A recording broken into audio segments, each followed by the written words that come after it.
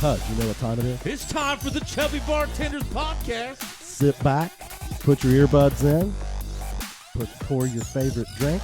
Light up the smoke of your choice and let's go. Enjoy. It's time for the Chubby Bartenders Podcast. Hey, we're back. Here we are, man. And we finally... Long anticipated guest. I mean, how many times has he ripped our ass? Well, and deservingly so. I mean, we've been talking about you coming on this show for what, Joe? 2 years? We just hit 2 years. I mean, yeah, we just hit 2 years. So, I mean, probably since, like, the first part of that, right? Yeah.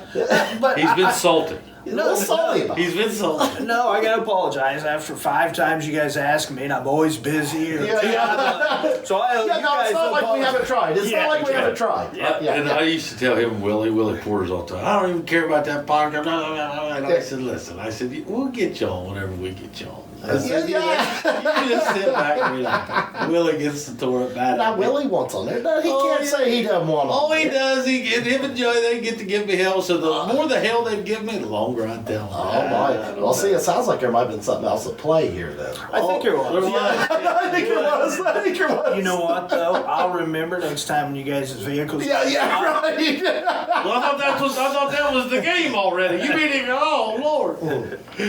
So, but we got a lot to talk about, and we're glad to have you on here, man. Absolutely, man. No, cheers. Thank you for joining us, man. Cheers. We really a enjoyed it. shitty winter today. Yeah, apparently, man. But so far, a little overblown. I mean, of course, it might be just a white shroud out there right now. Might be. So before we get into Joe's stuff, we're gonna talk elk hunting and all that stuff. Oh yeah. Before we get into Joe's, tell me about this Cincinnati trip. Hey, buddy. Yeah. I mean, You and your boy. it had been a minute since I've been to an NFL His game. first one. It was his first NFL game. Okay. I got to admit, man, this is kind of a check mark against me as a father. Uh-huh. I've not done a great job of taking him to a lot of games because, personally, I would rather watch a game on TV or something in a BW3s or something than actually go in that stadium. I mean, I'm a fat ass. I mean, It's uncomfortable. It's not comfortable. Taking a piss. And, but I'll tell you, man, this one, I mean, that's a history book.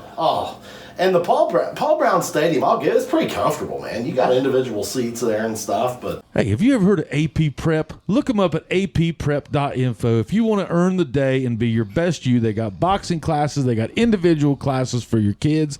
So look those guys up at apprep.info in Chillicothe, Ohio. You'll be glad you did. everybody stood the whole time. The atmosphere in there was electric. Yeah, I mean, that's what you it said. never stopped. Yeah. I mean, it was absolutely unreal. And I mean, I've got this 9-year-old hanging on my hip that is just like, wide-eyed. I mean, like, oh my God, what is this? So he's coming out of his last year, or his first year was just 2-3 months ago from his first year of football. Yeah, playing football. Well, and now you got him over there with Joe Burrows and Jamar Chase. Dude, he's been ate up this year with the Bengals anyway. Like, he's been wanting to watch. Yeah. For the first time, he's actually taking an interest in the games. Uh-huh. And so, like, he knows all the players and everything from between playing Madden and doing this. Yeah. We didn't even get inside the gate, and I had to buy him a Jamar Chase sweatshirt. There you go. I mean, I had told him, I'm like, look, dude, one souvenir.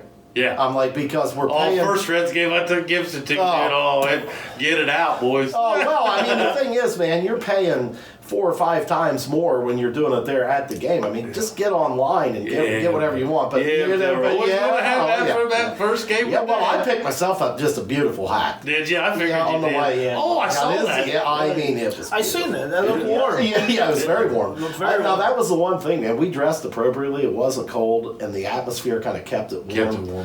And, man, the experience after the game, I mean, they haven't won a playoff game in 31 years. I know, dude. And 31 years. I was Gibson the last time, basically, that this happened. I was a junior in high school, man. Yeah. And it was. Were you really? Whenever that happened? Yeah. Joe and I were juniors. I was a 5th grader. Yeah. We were. I mean, it's been a while, and boy, it was apparent, and it was so funny when we were walking out there. Gabriel said he counted 6 adults. These 6 men that came over to him like, "Son, you're so lucky." You know, you're only 9 years old. You know, I'm 60 years old. This you know, is only the second time I ever seen him win a playoff game. Yeah, to be a part of it. Yeah, so. You know, we couldn't have picked a better first thing, and I mean, it was fun, man. Yeah, I bet it was. They had a record-setting crowd. 62,000? 66,700, I believe. Yeah, it was something. Biggest crowd ever that the Bengals have ever played in front of at home. Yeah. So it was, I mean, a lot of firsts. It was just really cool. Well done. City of Cincinnati, they do it right. How was it getting out of town? Not bad. We were very fortunate. We had parked. Our parking pass was over, like at the baseball stadium, and you know you can kind of just get down. You exit right there by the river. Yep. And boom. I mean you're right across the bridge. Yep. Well, what we did, what we wound up doing. We saw a quicker way out, and we just went right across one of the bridges there into Kentucky, and then jumped up onto 471. So they've got that down. They do. They do. I mean, baseball season, they're doing that 5 nights a week. Oh yeah, and they move you pretty good. Yeah, they do. I mean, it wasn't. Now, I mean, I'm sure we undoubtedly. I mean, we sat there for maybe 10 minutes in traffic, but it wasn't bad. No. And then once you get to the highway, you don't even realize anything was going on. Yeah, it's just typical traffic. Yeah. So man, hey. That's right, Joe Burrows. Way to go, Joe. I mean, dude, this kid's fun to watch. Oh, man. Guy. Yeah. But, you know, or man. But, well, I mean, there's just something special about the fact that he's from Athens. Oh, man, there really is. And he's doing so good. And he's a class act. He is. But he doesn't take any shit. No, like I love it. He'll just give it to him every now and then. Oh, like, you know. Yeah. He's great. I mean, the shirts over there, man. I mean, you've got your Big Dick Joe shirts. You've got the Joe fucking Burrow. Really? and I thought, man, you know, if I was a little younger, I'd own all those, man. Mm-hmm. I mean, you know. They all say that. Oh, there's tons of them, man. I mean, yeah, they've got tons of variations of that sort of T-shirt. Really? Yeah. Oh, yeah. That's the slogan. Oh, yeah. Yeah. He's the man. Oh, my God, the toast of the town, man. And then the coach last night, Zach Taylor, I think that made a move after the game that will probably make him an instant legend. The guy basically loaded up 100 footballs in a car and went to various bars around Cincinnati and was tossing out footballs to fans, you know, saying that the fans deserved the game balls, man, because of how loud it was and all that. I mean, dude, so here he is in Mount Lookout Tavern, dude. Yeah. With a bunch of screaming fans and him throwing out footballs. I mean, that guy now, I mean, he's solidified himself. Yeah, he's a part of the team. Oh, yeah. Wow. Oh, it's a story. Yeah. You know, I tell you, I had to take Rosler's lead. I got something I got to admit to you. Okay. My son has probably rejuvenated some football love. There you go, man. In me. Well, when you see them watching a game, and asking about it, and different things like that, I'll tell you that'll re-engage you pretty quick. We watched that. I finally figured out how to get the NFL game out of the house. Yeah. And we sat there and watched that yesterday, and I mean, dude, we're back to yelling in the living room. Oh yeah. And then so Friday night, I took Rosler's lead and I bought Madden 22. Well, there you go. So he and we tried to pull an all-nighter last night. Oh my, how'd you do? Oh, not good. About midnight, we had to shut her down. Well, I mean, that kind of is an all-nighter, you know, for me. You know, I will say this, as bad as I hate to admit it, I mean, it is what a way to teach the game. Were you surprised? Oh. I mean, when I sat down and started watching him play that, like, it had been a while since I'd played. Me too. I haven't played this since I was in high school. Yeah, and I mean, but man, that's pretty intricate. I mean, the graphics are so realistic. A post is a post. Oh, yeah, a slant's a slant. Well, and they bring up the plays. They do, yeah. And then the announcers are saying what happened. And I thought it was great at Gibson's age. Here he is 8, and Abrams 9. Yeah. You know, look at the math and the equation that you got to be for 4th and 3, or, you know, 3rd and 7. Yeah. And you're trying to digest all that as an 8-year-old. Well, now he gets it. Well, yeah, and they're sitting there thinking, okay, now, is this a situation where I'd pass or run? Yeah. And I've been asking him. So like the first day, all we did was just trade the controller back and forth. He would pick offense or defense, and I'd play the other. Yeah. So then he would say, "No, what do I do?" And I'd just walk him through each one on what to do. And you know, it takes about one touchdown, and they're in. Oh yeah. You know, they're in. Well, and see what I have to, I get on Abram a lot. Like, he loads up his team, man. And he'll never punt. Always goes for 2. Yeah. He's kicking onside kicks. Yeah. And stuff. And I'm like, now look, dude. Yeah. Let's play real football. Yeah. I'm not playing you if we're going to be doing this crap. Yeah. If you're going for it on 4th and 15, I quit. Yeah. Yeah. That's not fun. No. Did you see one of those moves in that game? This is how removed I am. Yeah.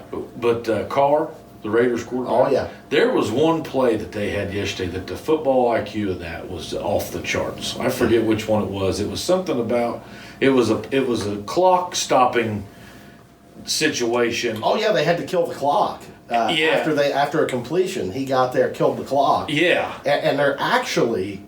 The argument was that there should have probably been a replay, but he got there so fast. Yes. And got it done, and it worked. I was like, man, that dude's football IQ's up there. Well, he knew not only did he have to stop the clock, but he had to do it quick because if they replayed that, their guy might not. They're thinking he didn't catch it. And that didn't go to the sidelines and talk about it. He made that decision right now. Yeah. Of course, the cool thing now, man, in the NFL, when you think about that game, the way it's played now, every quarterback has a headset in his his helmet. Okay. Oh, I didn't know that. Oh yeah, the coaches talk to him right there. So that's why they're holding up their thing. Right. They're not running plays anymore or signaling. No, I mean they do some, probably the receivers and stuff, but like they're calling it to the quarterback's head. Okay.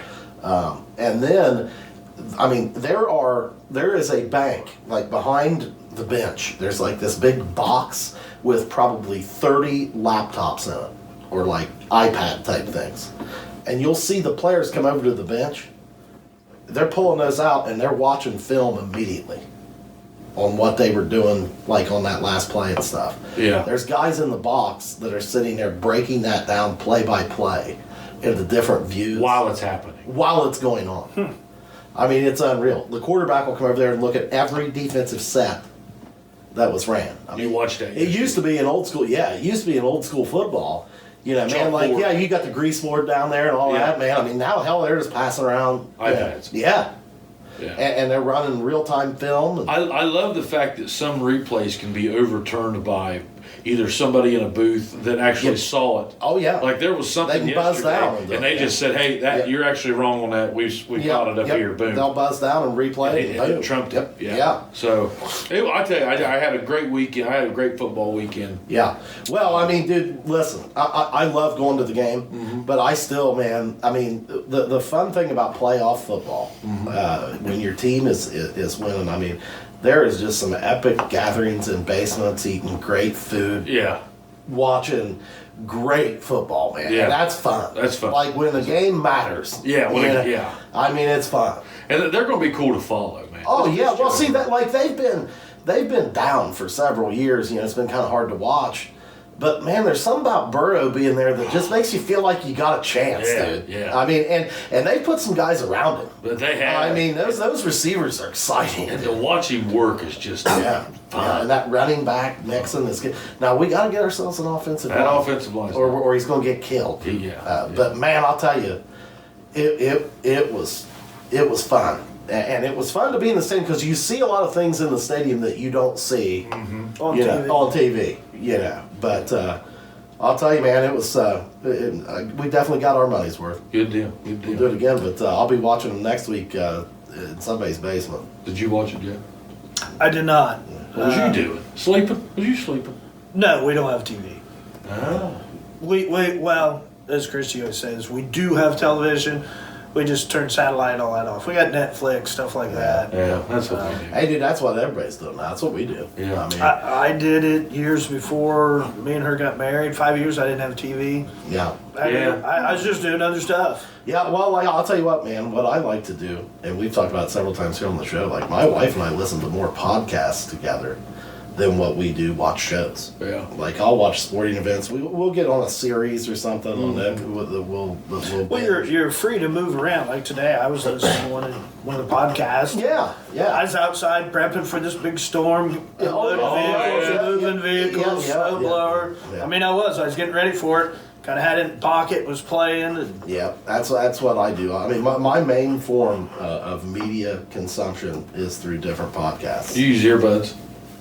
yes, Yeah, I love earbuds, man. I bought my dad a pair of those Bose headphones. The can't They're pretty affordable, you know. Oh, I mean, yeah, they're not bad. they're 129 to 150, I think. Yeah, What I don't like I like talking to Dad. yeah, Like we call each other every night. yeah. And I'm on my Power Beats and he's on his Bose. Yeah. And his microphone's like Down here, so it sounds like he's far away from it. Well, not necessarily that, but it just picks up everything. I mean, I can hear the TV as much as I can hear my dad. Yeah. Where I like the Power Beats microphone in there. I like it. What kind of headphones you got? I don't remember. I've got like a handful, whatever one's charged when I go outside or do that. Like these ones here, when you hit them to these, I bought a set to mow because the lawnmower. Bluetooth like that. Yeah, they're loud, but they like you guys just actually cover your ear. These ones been Yeah, so you don't hear nothing else. You just hear the music. Or on the mower, but it's like 20 bucks. Like this that you can like hit. Yeah, those noise canceling. and they'll cancel. Ooh, Yeah. they're phenomenal. Yeah, I've been thinking about making the move to a larger set, For home? like a headset type thing. But man, I'll tell you, I have trouble getting away from the earbuds. I do, and I stay. They're nice, but in time, like summer, it'll start sweating. Yeah, it It's starts like the hurting your white ears ones they a little got. bit. Yeah. I bought a set, and I thought I'm gonna be turned and run over with a lawnmower. And there, I've got one that's useless. So I always have something with the cord of some I do sort. the cords. Yeah. Not the long cord. No, I do just the- where it's around your neck if it pops out, so forth. What do you guys find the life on those things to be, man? Because I've gone through 2 years. I've gone through like 3 sets of Bluetooth, and one of them was like super cheap. The cheap one's not very long. Yeah, But those Power Beats, this will be my 4th pair of them okay. over the last 8 years, probably. See, that's not bad. That's pretty good. About 2 years. Yeah. 2 years. Probably. You'll want to upgrade after that anyway, probably. Yeah, but I usually just buy another same pair. Yeah, There was just that version, the newest version. Yeah. But I'm big in headphones. I like headphones. Yeah, I mean, man, like if I was going to do it at home, I mean, I would think that the headphones would be the way I just to wonder go. if we're not damaging our ears. Oh, who knows? Probably. I figure I'm that. sure I am because I can't hear as well as I used to. Yeah. Well, I mean, I'm damaging everything. Yeah. I mean, every day gets a little. Yeah, worse. but it's in the excess that just here recently when I was in the woods hunting in a blind, a friend of mine in Florida was with me. He's like, "You hear that?" I said, "Hear what?" He said, "You can't hear that in the woods." I said, "No." He's like, "There's a deer right there in the woods," and sure enough, here it come out, and I thought, "Ugh, okay." Yeah. Well, you're old, Joe. Get some hearing aids, dude, or something, you know. I actually did, but the batteries on them usually like a day. Then you got to put batteries in them again. I've heard that those can be kind of tough. So. We got more beers. Yeah. Do you guys want a gift? No, not yet. Let's talk about this trip. So tell us. I want to know. So you went and you killed your first elk. I did. All right. So let's talk about it. So let's talk about the start of the planning of the 2021 elk hunt. When did this all start? Because Well, you have to get tags and stuff. well, too, right? Joey and I, we talk about this a lot, man. I mean, that's a bucket list thing for me. You wanna do it. I want to go do it. And I want to Yeah, go do it here. I remember I invited you. You were beside me. Yeah, and you came to me and you said, "Hey, you can do it," and it was a fair price. Mm-hmm. It was, but it's just one of those things. It's got to be the right time. I mean, you're going to have a lot. You're going to have number one. You're going to have a shit ton of money in this thing. Oh yeah. Now you went about as affordable as I've ever seen anybody. I had $4,000 in the initial trip, and that includes tags, flight, food, gas, hotel, anything that you could imagine. And they figured it right down almost to the dollar. When I was presented the opportunity to go, it had a whole list on a paper, said this is everything you need, and it's $3,950 basically. When we settled up together, it was right at $4,000. Now I had more in that because I invested in gear more than Yeah. I mean, I had gear, but I upgraded. Could you have not upgraded? Yes, I could have not. Well, The scope. The scope was a big thing. Yeah. The scope made a world. So you of start difference. planning this thing. So when did you go on this hunt? End of October. End of October. You were planning that about 1 year ago. It was roughly 1 year prior to I started now. looking. Yes. From that, like January, you about December, January is whenever you asked. Probably deer season last year is when I started playing it. Now, did you have to get into one of those lotteries for a tag or anything? I did, but the nice thing in Colorado, they're set up in quadrants. Okay. And the one we was applying for was almost a guarantee that you got one. Okay, so explain this lottery system. I haven't done it. Okay, so I'm an Ohio, licensed hunter. Correct. Okay, safety. I have the hunter safety course. I've got all the certificates that you need. And you have to have all that in proof when you go out there. So you have to have certificates from the hunter safety course. Now. You do. Now I took that thing when I was 10. How would I find it? Construction projects? Think Geiger Brothers of Jackson. All your construction and engineering needs, Scott Massey, friend of the program. Look him up, 740-286-0800. You can get online and get the number and call them, and they'll send it right to you. Believe it or not, because I took mine when I was like 6. Yeah. And they had records. They did. Did you take yours down to the bingo thing down here? Or bingo club? The FOP Lodge is where I took it. FOP. with my dad. I took mine down here at the DAV. Yep, me and my dad went together. I couldn't even read. He sat down with me and he read the questions. We took it together, and I actually beat him by one question. I don't know if one paid attention, but I did the same with one of my other sons, Dakota. I took him, read him the questions, and now it's online. Yep, now you can take it online. He was just talking the other day about. Now he can do a youth apprentice before he ever has to get his thing. He can hunt with me with a youth apprentice license. But like on Colorado, you have to have that, or they will not let you. So you let take you that certificate. So where do you send that? You've got it. Where do you send it? You don't have to send it in, but when you go out there to get your tags and everything, because they'll mail everything to you. They mailed me my tag. For Colorado, you got to buy a small game license, which I'm not sure why. Then you buy a big game license, and then you buy your tag. So how much is the small game license? For everything together, I probably had about $900. And all the licenses? And all the license and the tags. Okay. For that initial paperwork.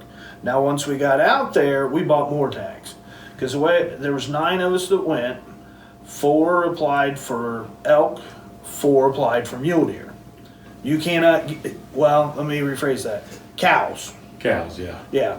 You cannot shoot a female mule deer out there. That's against law.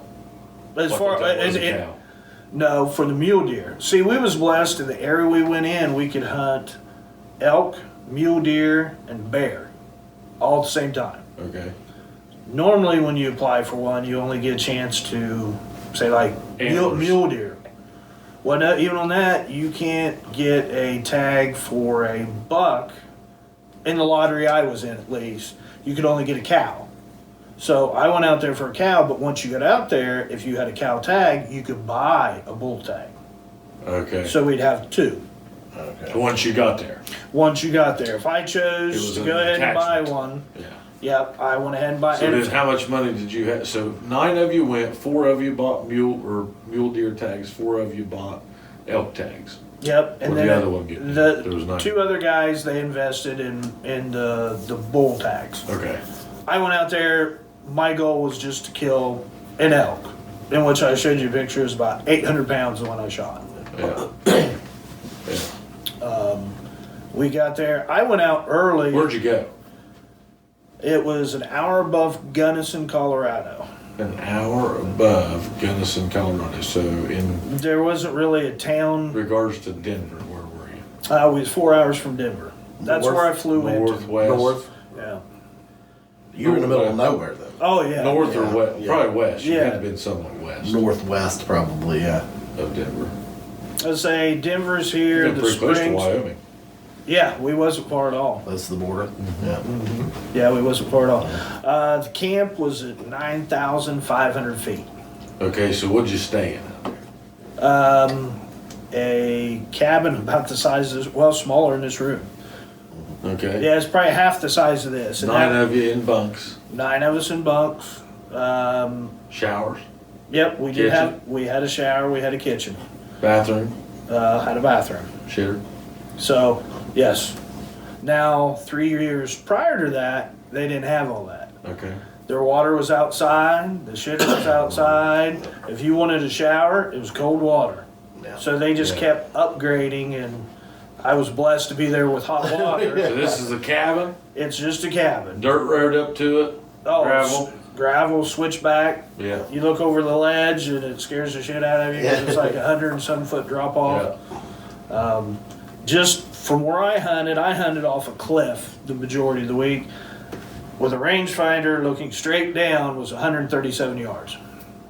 Straight below. 137 Okay. yards. Wow. So a little over a football field. Yeah. 400 feet. Yeah. Now, when I say straight down, I don't mean like you step and you just you could go down it and up it very carefully because I actually had 6 mule deer Come up it. right beside me. I got photographs of them 30 feet from me. And they didn't even know I was sitting there.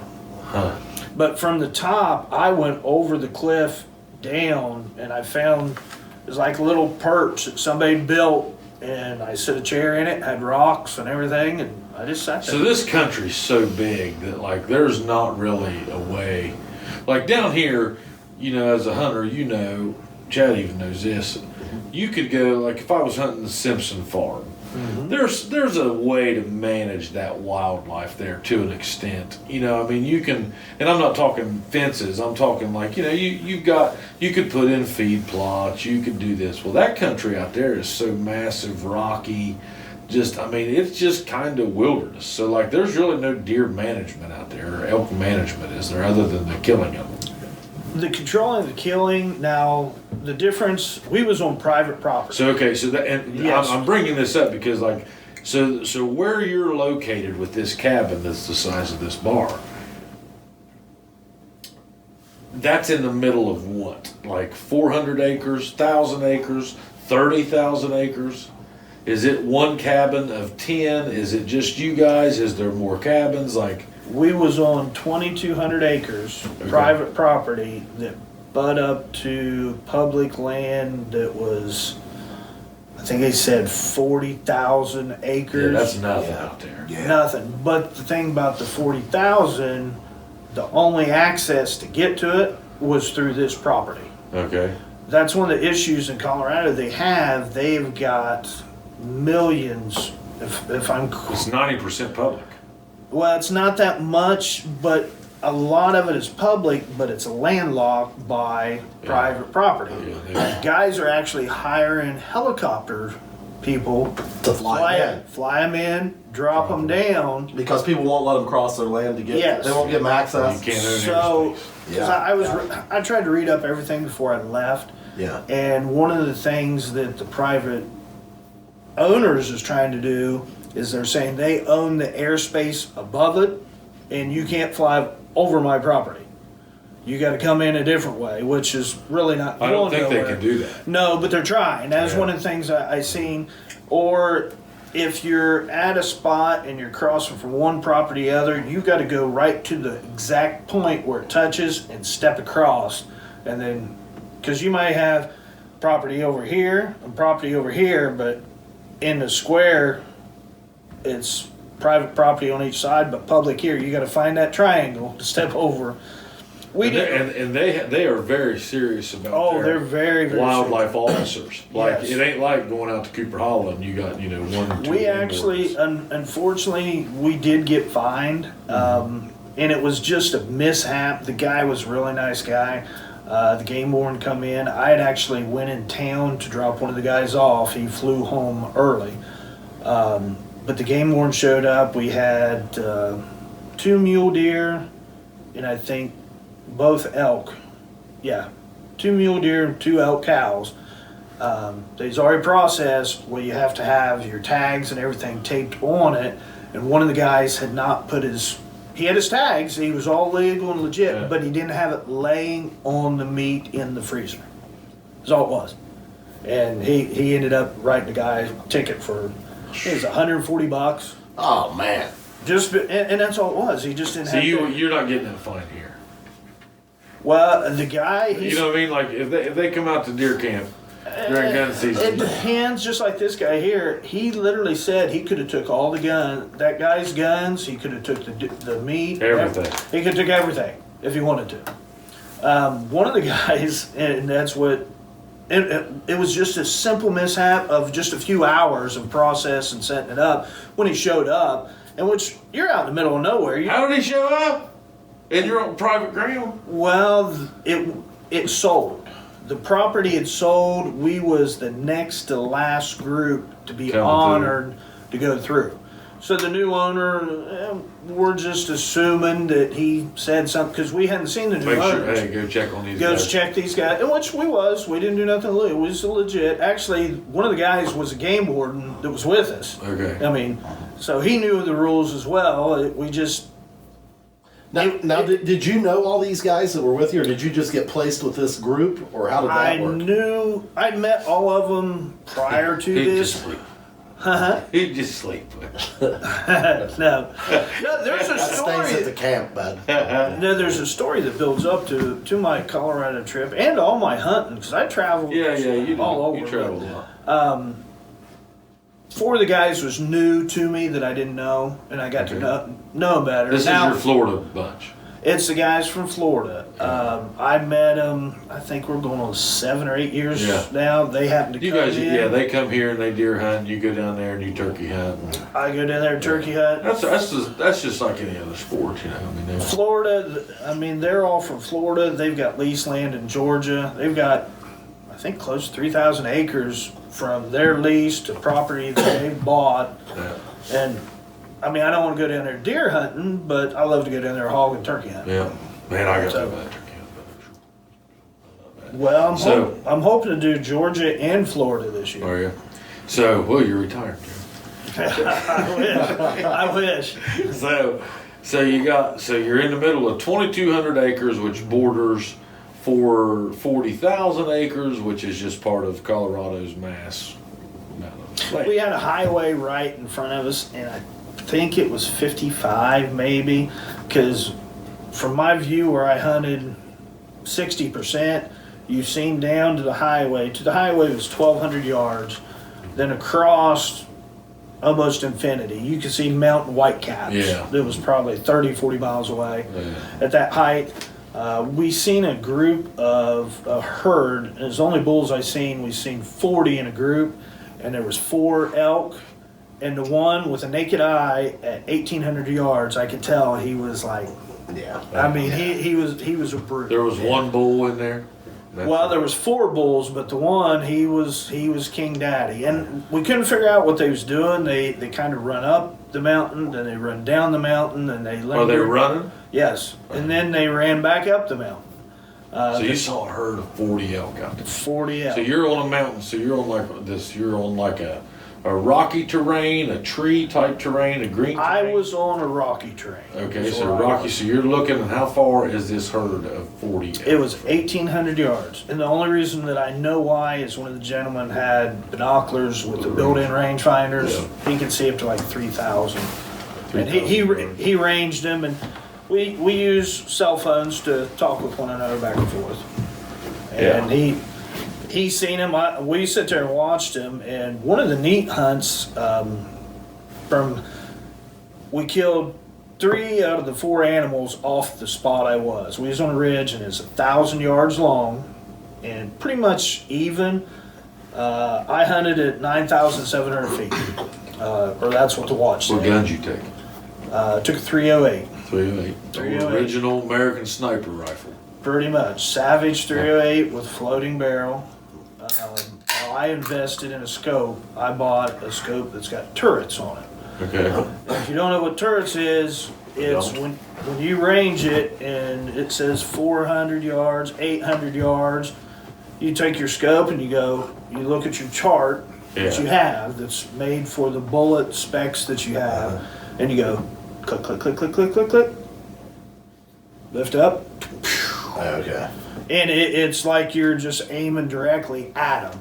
You don't have to, like down here, we'll see a deer, and he's like, well, he's about 200 yards, and you just gotta guess. You gotta know where you're shooting. Yes. Now, I was blessed. I dropped mine. I shot her at 440 yards. 440 with a 308. 440 yards. That's from the corner. Basically, that would have been like you shooting from the corner of Huron Street and Vaughn, all the way up to David Avenue. Yep, pretty much. And then shooting downhill, shooting uphill. I was shooting downhill, which at that altitude, the gun was sighted in Georgia, so the altitude changed it. We did take it to a range, and we checked them at 200. It was dead on at 200 yards is where it was sighted. Now the guy beside me, he had I think it was a 7mm, and he'd shot at elk 2 different times, and the second time he missed. He shot like 3 or 4 times. They was 556 yards is what they ranged at. Had no clue where the shots was coming from, so they holler and say, hey, Joe, can you come over here? He's about 300 yards from me. So I pack up. Took me a half hour to get to him. We come back down, set my rifle up, set it up. His first shot, he missed, which he's high. I just readjusted. He shot, dropped it at 556 yards. Yeah, so they don't even know where it's coming from. Not even a clue. What? Might not even hear it. Yeah, they might not even hear it. Like I said, I was there was a road right below me. So there's 100. Reach out and touch them. There's 137, so down where they was at, because it keeps going down. Especially if you're shooting downhill, they might not hear you. They was probably 250, 300 yards below us. So we're up high, and that's how low as we're shooting down at an angle at them. Huh. Yeah, they have no clue where that's coming from. Dude, that country's so wild and so massive. I took a lot of pictures, a video, and there's no comparison. I mean, you just went out there. Yeah. What other wildlife did you see other than the elk and mule deer you were hunting?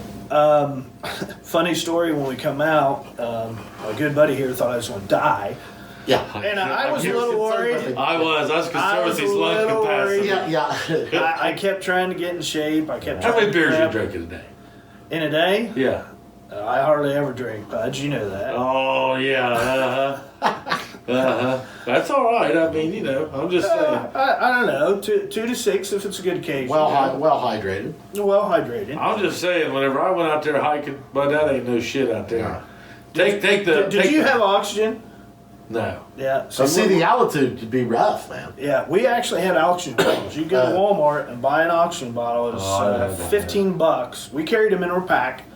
To the story, the first day out there, because I was nervous, but I went out several days early. You did, yeah. And I spent time with Brian Reeser in Denver, and we sightseeing and so forth. So I kind of got used to the altitude there. With other guys, Florida, they flew in, we met, and one day up the mountain we went. As I was out there, the first day I come out, and in Colorado, the weather's different. 19 degrees there. I walked outside in my underwear and Crocs and took a leak, and it wasn't nothing. You walk outside here and it's 40, you're freezing. I really didn't get that big. I mean, I don't know. I mean, I was prepared for all that, like to experience that temperature difference and just the way that it felt. Oh, I love it.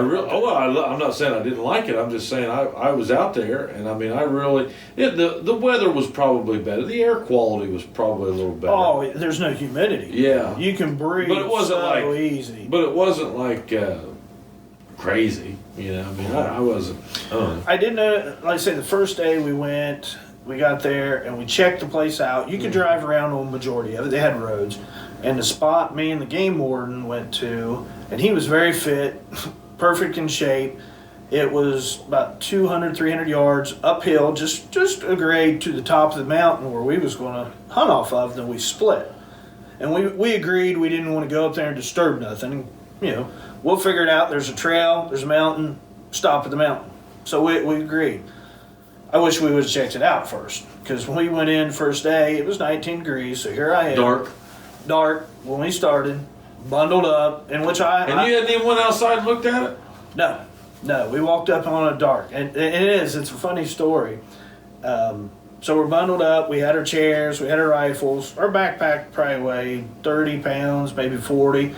We carried 4 or 5 bottles of water. That was something you had to keep hydrated. That was probably the most important thing they said. Even if you wasn't thirsty, they said drink water. Yeah. Gillum Insurance, we've got lots of things happening at Gillum Insurance. We have moved to 228 Broadway. Right now, guys, with COVID and the pandemic going on, don't be the one caught without life insurance. So give us a call, 740-395-0357. Had the oxygen bottle, extra gear, whatnot. So here we are, Oompa, get walking the snow. They drop us off by ourselves, and they're gone. Here we are, just me and him. We get walking. Who drops you off? We had 2 trucks up top, and they would drop people off different directions, and then they'd park and walk in wherever they want to hunt. So you had a guide. You were semi-guided. You had somebody to take you to the spot and drop you off too. Well, it was other hunters. It was in the group. The 2 trucks that we brought up was the 2 that we used. And who in this group knew where in the hell to go? Well, we all did. Why? You'd never been there, Joey?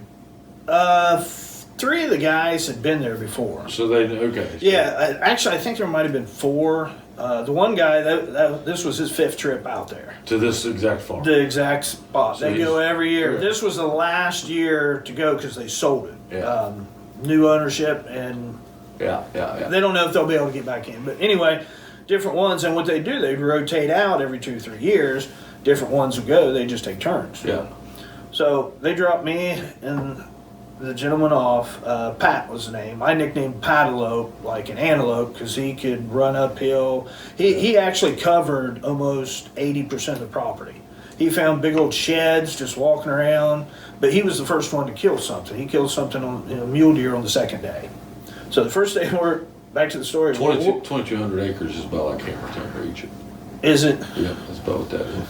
Yeah, but Hammertown don't go up No. 5, 6, 800 yards. I mean, he would. He'd go down the hill. He'd walk up the hill. You walk it today. Not that, but you walk it today, Hammertown. So as we walk up, we'd walk, 50 yards, 75 yards, and we'd stop. I had to catch my breath. All right, breathe. He'd stop with me.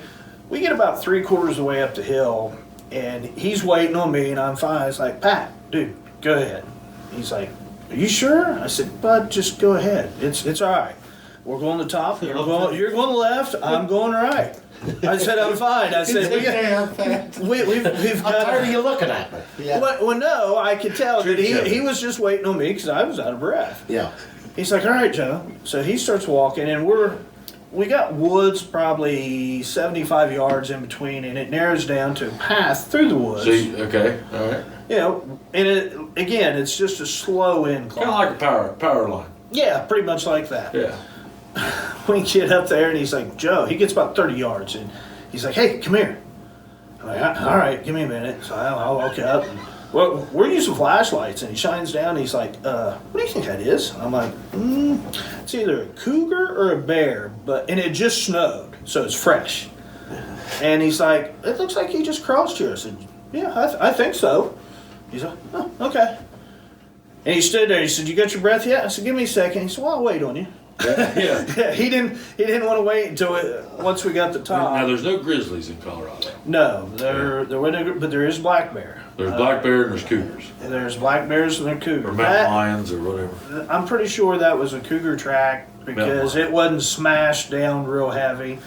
None of us seen any bear. I did see a wolf. Yeah, I saw he big mother. Big.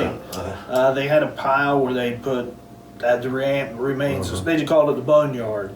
And I actually was a drop-off guy, and the guys split, and they'd park at the boneyard.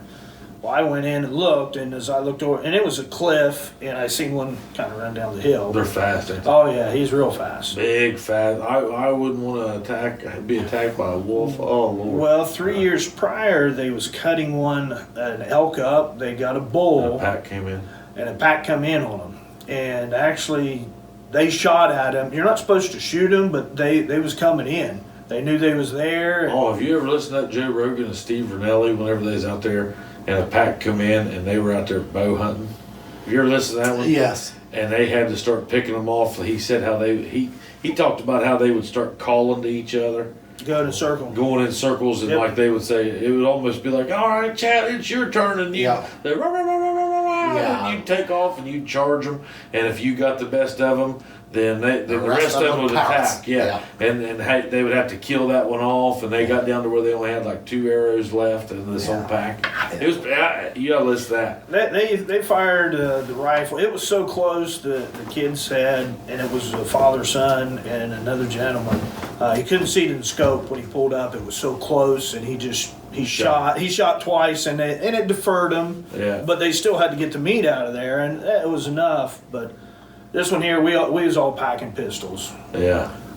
Originally, mine was all stuffed inside, but after that day, I made sure it was accessible to where I could get it. Hold on, don't bite me yet. You'll be able to get to it. But I mean, I never really did get scared. The first day, I hunted 12 hours. I went out there. I had my lunch packed. I wasn't coming in. What snacks did you take? Vienna sausage or what? No, just turkey, ham, cheese. Turkey, ham, cheese. All right. There might have been a flask in case I got cold.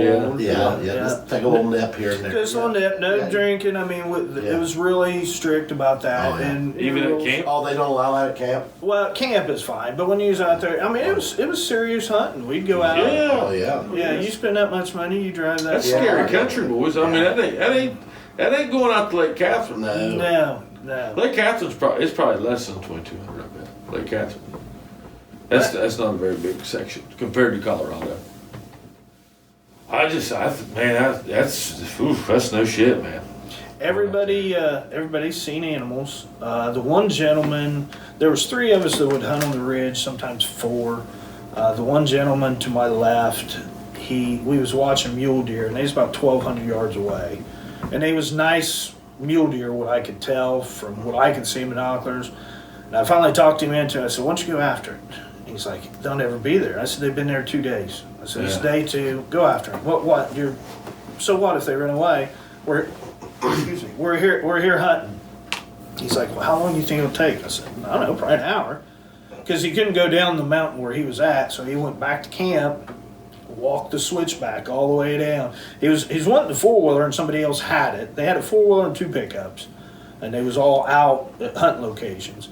So he walked down the bottom, and then I spotted him and guided him in. I said, they're still there, man. I said, you come up the woods, and we talked back and forth, and then he got off the phone, and he made his way. And I didn't actually see the mule deer fall, but I watched him, and I watched him shoot, and it was a 30-inch mule deer.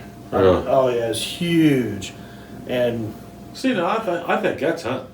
Oh yeah, it was great. Yeah, that ain't just watching on a game camera. I mean, that's. Oh no, he spent the time. You earned that. He stalked it. He earned it. And then it was almost dark. He's down there by himself.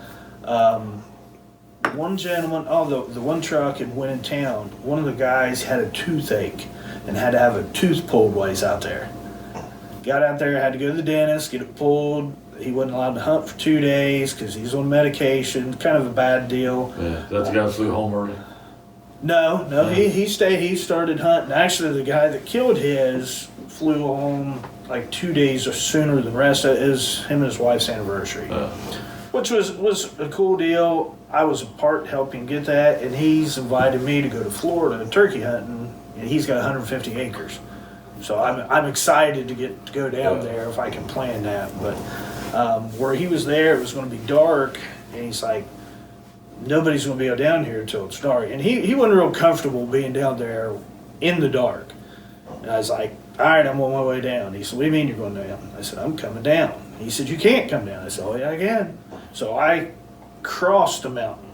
I mean, it's steep, but I catty-cornered and went down. Yeah. And then I went through the brush, and I ended up, we got there probably 20 minutes before the sun set, and I was able to get some good photos for him. Yeah. And then the guys showed up probably right at dark with the truck, and then had to drag it to get it out.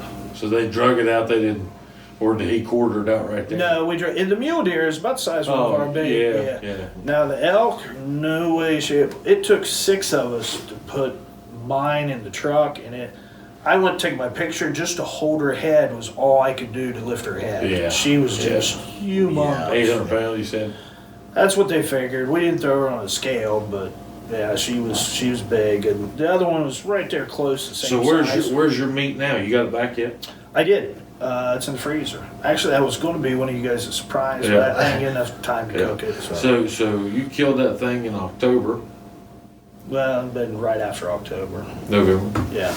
Okay, so November, you've already got your meat back from Colorado. That's the cool thing with these guys. I've met them.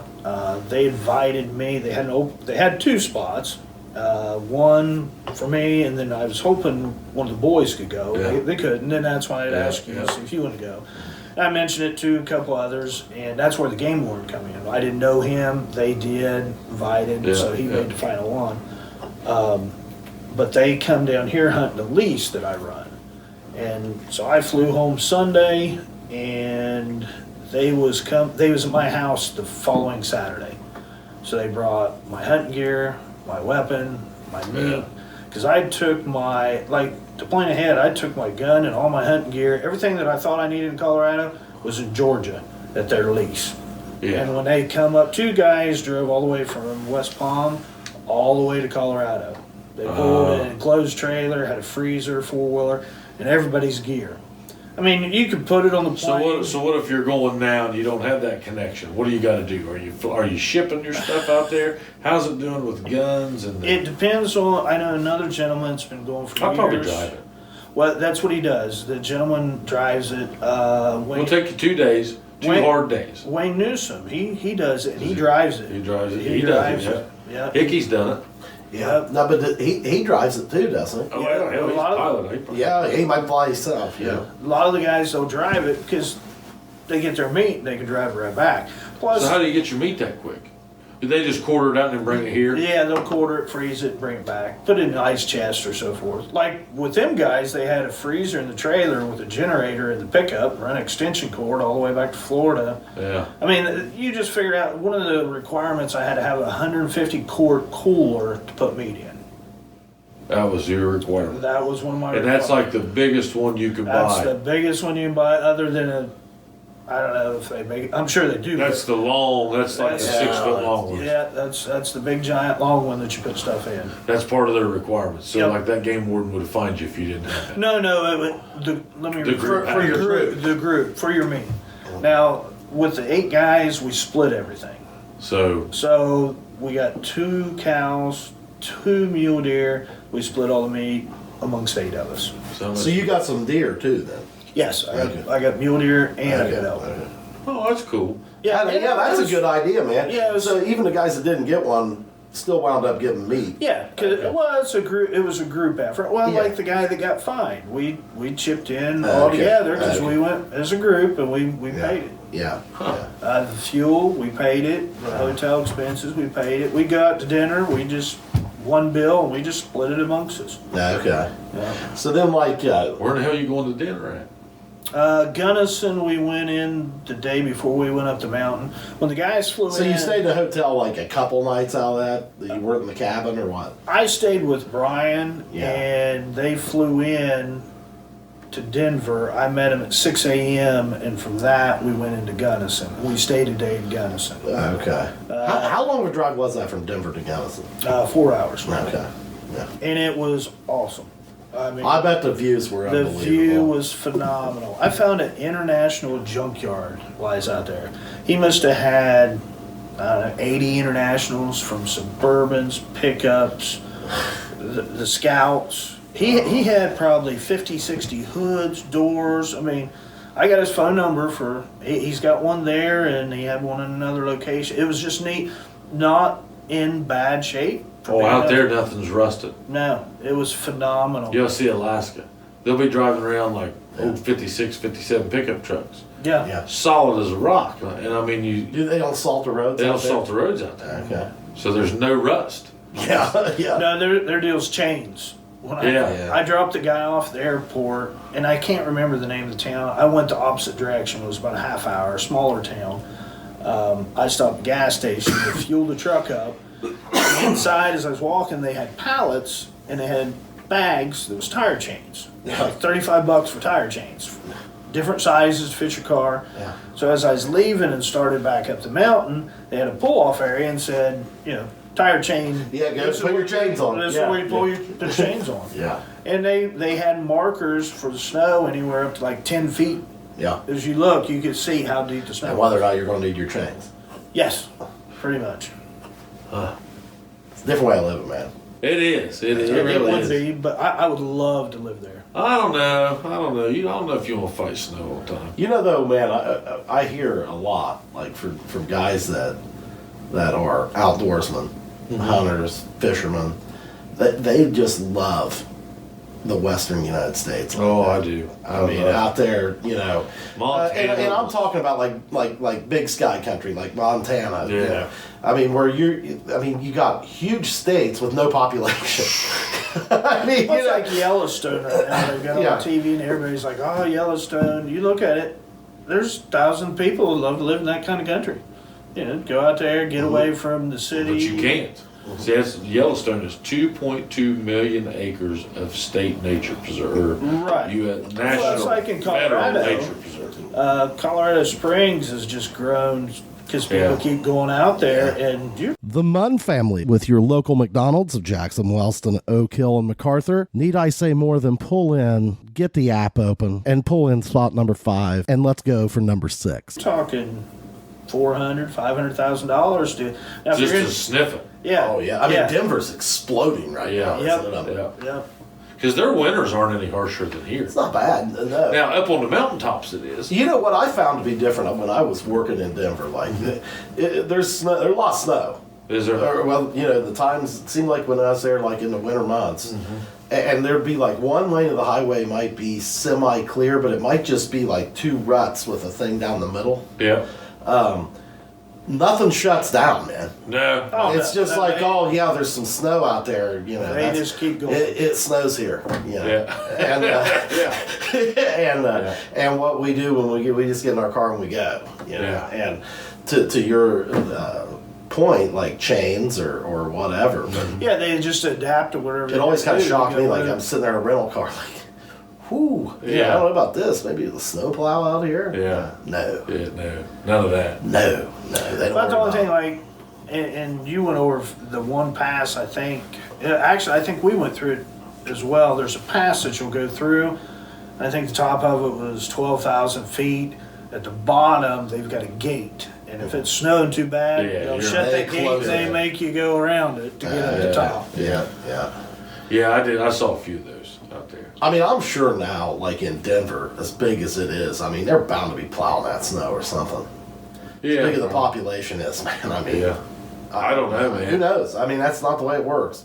I know Alaska wasn't like that. Oh no, they. Oh, yeah. Oh, okay. You want to go? We'll just go. Yeah. It's You up to might, you. might need a little bit bigger truck. Or Yeah, yeah. That's up to you. maybe take a snowmobile today, or Yeah, the snowmobiles are big out yeah, there.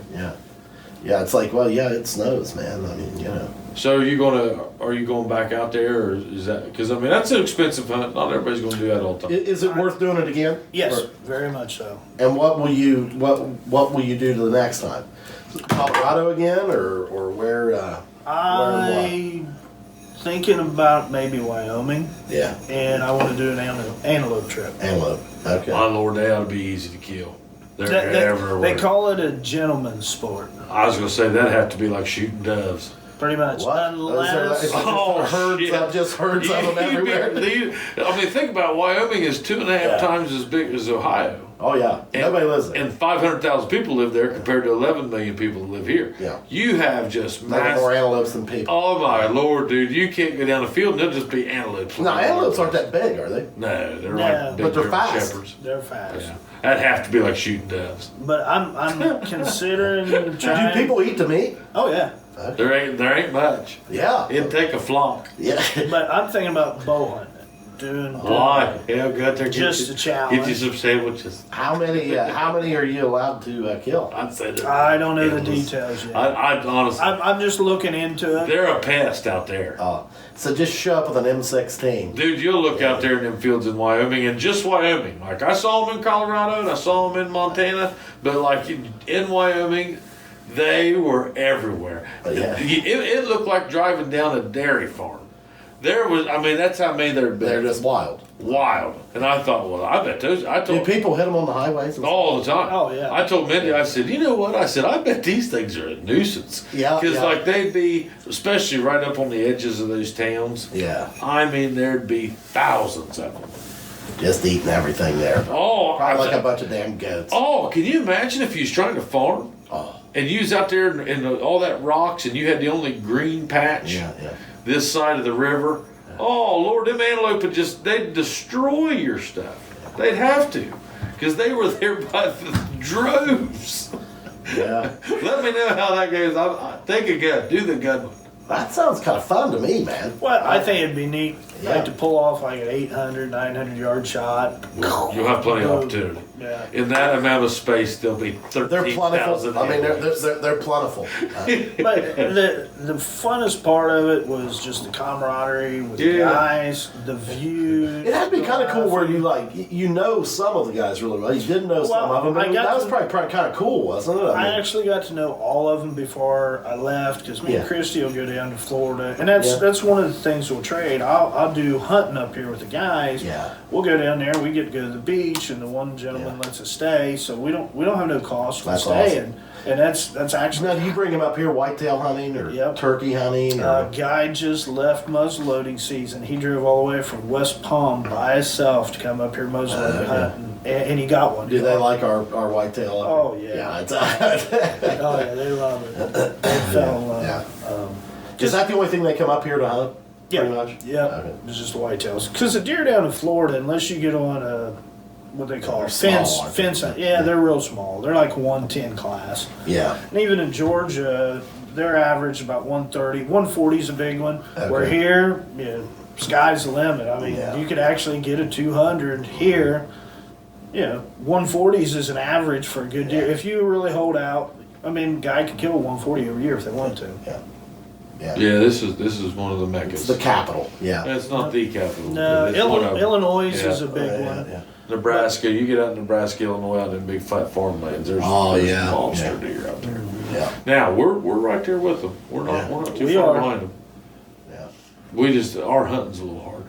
Yeah. We haven't died Compared out there, they're all hunting a great big old bean field. It seems, Well, different places. That's why the guys like the one of the spots they're at. It's corn and beans they're hunting on, and they just absolutely love it. Yeah. I don't really hunt the hard to be lease. wrong. We've got the farm out there that me and the boys has hunted on for years, and my son Dakota, he killed a dandy this year. He just got it back, and I'm proud of him and so forth. I've been chasing one for a while, and he keeps telling me that I need to get it because I haven't killed one in 2-3 years since I've killed a nice one. I've got a 178 on the wall. Do you? Yeah. So now you're a trophy hunter. Then you're not going to take 178 ain't Now will no you get some meat every year? Oh yeah. I mean, you'll drop a doe or something every yeah, year. Yeah. Okay. The only reason why I haven't killed any, and we didn't think we had any on the farm. We thought we only had like 4 or 5 doe. Because we take pictures and we monitor them. Right. But just here recently, I hunted, every day a muzzleloader. I counted up to like 30 doe. I'm like, wow. Where did all these doe come from? We didn't realize, but by this time they've been bred, and we've got some good deer on the farm. There for a while, we held the Jackson County record for probably a couple of years. Really? A buddy of mine killed a 187 on the farm. Do you guys let a lot of people hunt that farm? We don't. It's usually me and the boys, and then I've had a few friends from out of town come in, but I don't take the boys out in public just because I was always scared of public, safety and so forth. Sure. And on the farm, at the time when I lived there, they didn't have to buy a license or tags. Right. We do landowners. Like me, I still don't have to because my dad owns it, even though I don't live there. Right. Now my sons, I think they got to pay for the tag. I believe it is. They got to have a license, but they don't have to have the tag because it's their grandpa's farm. Well, yeah, it's a nuisance basically. Because they'll decimate a farmer. Oh yeah, we've had nuisance tags before. I used them one year, and I took out 6 on the farm. Yeah. And it was all does, but when it come deer season, it changed a lot, and I wouldn't do it no more. Yeah. But we got a tree farm, but they tearing up the trees, the brand new trees. Yeah. They're That's what destructive. Stephen Richards was telling us about, Oh, they wiped it. I mean, they just kill Do you remember how we went out there to the orchard and we went out there at one point in time and you could just see the deer line around those trees and they were bare. Yeah. Oh, yeah. And it was like, man, they've wiped out, a lot of your crops. Yeah, and just think, when that was a working Yeah. orchard like that, I mean, you had to have an active hunt. Yeah. And you didn't want those things in there. Yeah. Well, the farmer that we lease off of, that's one of the main things is come in and he said kill every one of them. Yeah. You don't care because they're taking out his crops and that costs him money. Yeah, so, it does. So 2 of them actually come back gun season and took a few more doe out off the property to help on it. Okay. Yeah. You have to have some sort of deer control down here. Yeah. It's that bad. Now the one year after my divorce and so forth, me and the boys got together. I used to call me and my boys. There's 3 of us, Team Simpson. Yeah. And we used to post it all the time. Yeah. But that one year you could take 3 deer, and we actually killed 12 deer in 1 year and ate them all that year. Wow. The boys would fight over it. We'd cook them on a George Foreman. Yeah. We'd process it ourselves. I'd cut up the meat and take it to Anna, and she'd make that cheese sausage. Yeah. And that's what we ate every weekend and give it away. And it's just man. absolutely Yeah. delicious. Deer sausage. Delicious. Oh, yeah. I'd take it hunting. I'd take a picture, like the selfie. Is it wrong to eat this while you're hunting this? You were taking selfies back in? Oh, yeah. God, you're a selfie guy. Yeah, well, not as much as I used to be. One time I did the selfie. Nothing wrong with that. So he was a I mean, selfie there's guy. nothing wrong with that, dude. What? My business. That's how I started the mobile Yeah. mechanic. Yeah. I'd work. Selfies? Well, not a selfie, but I'd take a picture of the vehicle Yeah. and I'd thank him and say I Yeah. did this and That was kind of just like your little forte. The mobile mechanic wasn't really your stick. It was your stick, not your name. no, it's. I mean, it started evolved. out- Yeah. It evolved, but to help make it happen, I would show a picture and be like, hey, thanks, Pudge, appreciate that. And Chad'd be like, who's this guy? Yeah. And he sees, well, this Joe, the mechanic. He'll come to your house or you can go to the shop. And even to this day, and I always encourage reviews, leave me reviews. And the ones that I take care of a lot, I mean, I love my locals, don't get me wrong, but out-of-towners. I've taken care of some out-of-towners. The coolest story, which there's several, I had a couple in from, I think he was from Virginia, and he's traveling, he's going to their daughter's wedding. And the alternator went out. And we got it to the shop, had to order the part. And I normally don't work weekends. And it was a Saturday morning. The alternator come in at like 9. I was there, got it, and they're calling because they're on a time lapse. And I get it done, get it out. They made it to the wedding 20 minutes before it started. There you go. Oh, I got that paper. There's a review on there about it. I remember. Yeah, and that was a cool one. Then I've had some. I went like different couriers. It's got companies. It's just coming through. Guy, and it was an alternator. Went out of a van, is a BMW van, and I went to meet the guy, and he's Czechoslovakian. I said, "Hey, how we doing?" However they talk, and I'm not going to make fun of him, but I didn't understand. And he's like on his phone, and he sends it. Has his child. Well, we talked to each other through the cell phones. He had some app that would convert it, and we could talk to each other. But I got on the phone. I called his dispatcher. I said, I can't understand this guy, and he's like, well, this is what you need to do. Blah blah blah. Got done, got him on the road, and it was a holiday, and he was going to be stuck in Jackson. He was going to be a tourist. I actually did it at the gas station, the Red Roof Inn, on the ground in the snow. Oh my. Yeah, you've bailed me out a few times. Yeah. I'll give you that. You have bailed Hey, me out a few I just times. noticed, man, how you like your Garmin. Oh, I love Did it. you get your Garmin? I mean, I did. I mean, hey, it's the best thing ever, dude. Yeah. I mean, When'd you get that? When I went to Florida earlier in the year. Oh. I'm telling you about these things are, I mean, So they're it goes catching on. through the working over there. You wear it to work. Oh yeah, I don't take it off. Yeah. I Well, think they're tough, dude. I started taking it off at night just because the aggravation. If I move around, it'll catch on the sheets, or if, Oh, I'll yeah, Christy gets to do that snuggling. Yeah. snuggle a little Yeah.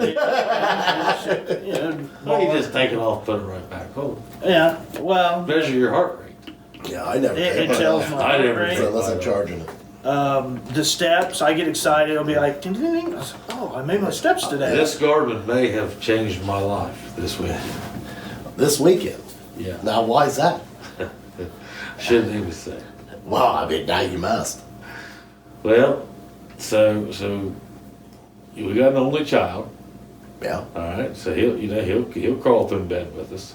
Okay. Sure. Yeah. Well, I had to prove the point, and I'm okay with him jumping in there every now and then.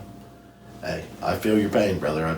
Okay, I go with it. But it's like, okay, at some point, we're going to have to do away with this. All right? Yes. All right? Now, I love them.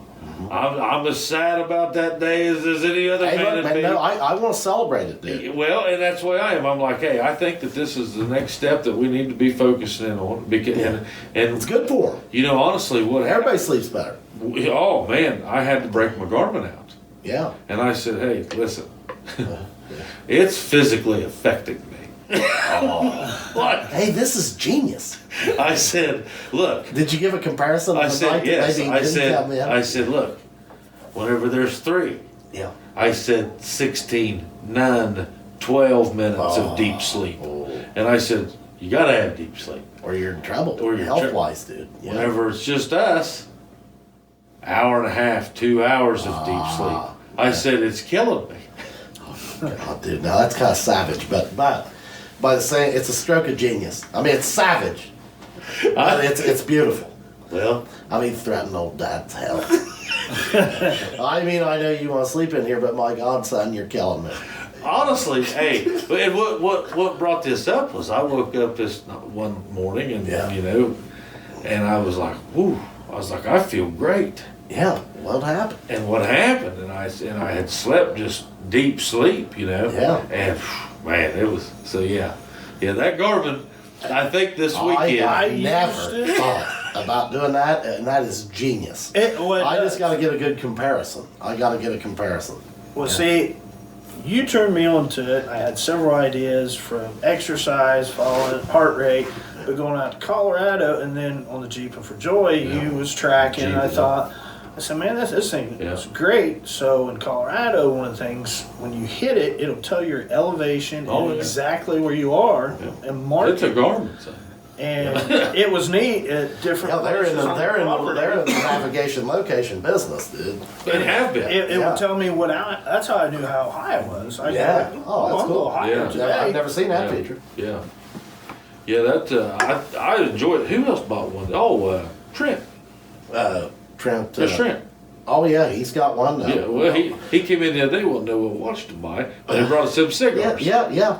Hey, and Wiley's got one. Wiley's got one. Yeah. Oh, I figured. I got turned on by Stephen Richards. That year that we had Jeeping for Joy, the first year out to the orchard, whenever he was out there lifeguarding in the pond, and I looked out there, and he'd been out there for about 3 hours. And I was like, hey, Red, hey, Stephen, why'd you wear your watch? And he was like, well, yeah, it's a Garmin. And I was like, shut up. That hit punch, that hit punch broadside. Hey, I was in Florida. When you was talking about, and I don't know what made me do it then, I was down in Florida and I had the bright idea I was going to jog on the beach. Uh-huh. I thought, I wish I'd have been here to see that. I didn't, but I do, and that's half the battle. But I ordered the watch and it was delivered to where we was staying In Florida. Yeah, and I forget when we was down there, but that's when I got I it. love these things, man. I love them. Yeah, I don't really use it for any sort of physical exercise or anything, but I'm addicted to checking that damn app. Oh, it's great. Oh yeah, I like it. You set your steps. I don't know how you guys all that. got your face set up. I've got mine. Change it. The weather on it, the temperature. As long as you got the app and it links, you just look at your watch and it'll tell you what temperature it is. Yeah, no, I didn't put that on there, Temperature, right? time, date. Temperature, time, What time of date, sunset? how many Yeah, steps. it might be getting about time for me to start changing that up a little bit.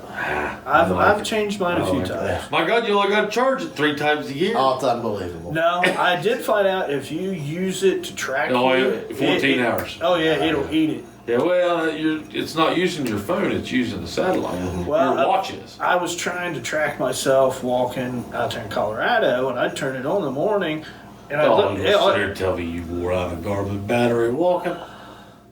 Not walking, it was just on. Yeah, it's just on, just being on. It was on. Yeah. To and from my hunting site, if I walked to camp, it was just under 2 miles. That's hard, 2 miles. Yeah, it was 2 miles. And actually, I mean, I just took my time. It was comfortable. I told you, I said, just don't think you're gonna climb it real fast. I mean, we started on it, like, the altitude, like, did you get used to it, or was it making a difference, man? No, I was fine with it. I never You just did took get your time, winded. you weren't flying around, you know, so. But, I mean, you had to stop. I mean, Yeah. if you was walking, you went 50 yards. I couldn't have walked a straight 100 yards nonstop. But in all honesty, I mean, you were hunting this. If there was 9 of you hunting 2,200 acres for the course of how many days? 9 days. 9 days. You're not covering that much ground. No. No. There's no way. 2,200 acres is not that much. And even out there, I mean, I hunted the one spot till I That's killed right. my elk, and then I give that spot up because we've seen stuff. I actually missed my first one. Did you? The second day, I'd forgot my rangefinder. Yeah. And I looked and I thought, well, heck, he's probably 400 yards. And he was actually 260 because next day I ranged it.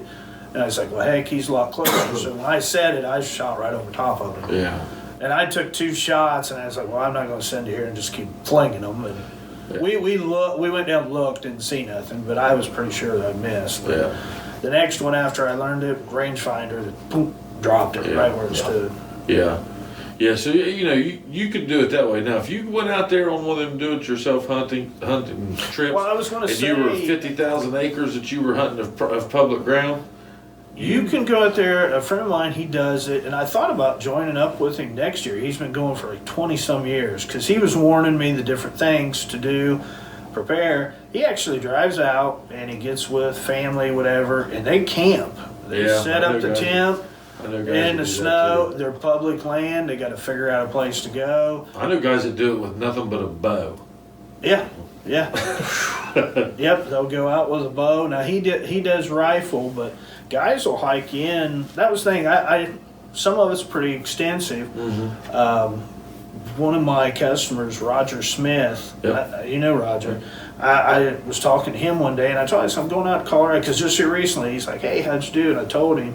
But he went out there 2 years, or not 2 years, but 2 weeks, he said. Best vacation he ever had, but they had horses and mules. And they packed in, and I forget how far in he went. And they did. They was successful and turned around. And he said it was great. Yeah. He said they roughed it out there in the wilderness. And we didn't rough it that bad. We drove up the top, and then we got dropped off. The farthest I had to walk, like I say, was maybe a couple miles. Yeah. Other than that, it was pretty kind. Now to go out there and do it like they was doing, because I asked Roger, I was like, man, that had to be hard. He said, oh no, I used to be in pretty good shape. Yeah, he's so good. Yeah, he is, but that's what I was worried. He was trying to worry, which he was just pissing with me.